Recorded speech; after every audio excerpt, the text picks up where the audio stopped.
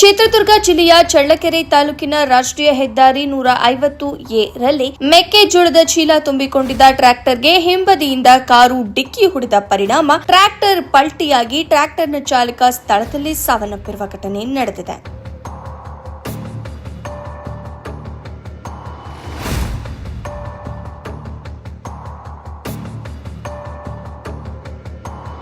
ಟ್ರ್ಯಾಕ್ಟರ್ಗೆ car ಹಿಂಬದಿಯಿಂದ ಡಿಕ್ಕಿ ಹೊಡೆದಿದೆ. ಈ ವೇಳೆ ಟ್ರ್ಯಾಕ್ಟರ್ ಪಲ್ಟಿಯಾಗಿ ಟ್ರ್ಯಾಕ್ಟರ್ ಚಾಲಕ ಪ್ರಶಾಂತ್ ಸ್ಥಳದಲ್ಲೇ ಮೃತಪಟ್ಟಿದ್ದಾನೆ. ಇಂದು ಬೆಳಗಿನ ಜಾವದಲ್ಲಿ ಈ ಅಪಘಾತ ಸಂಭವಿಸಿದೆ. ಘಟನಾ ಸ್ಥಳಕ್ಕೆ ಚಳ್ಳಕೆರೆ ಪೊಲೀಸರು ಭೇಟಿ ನೀಡಿ ಪರಿಶೀಲನೆ ನಡೆಸಿದ್ದಾರೆ. ಚಳ್ಳಕೆರೆ ಪೊಲೀಸ್ ಠಾಣಾ ವ್ಯಾಪ್ತಿಯಲ್ಲಿ ಪ್ರಕರಣ ದಾಖಲು.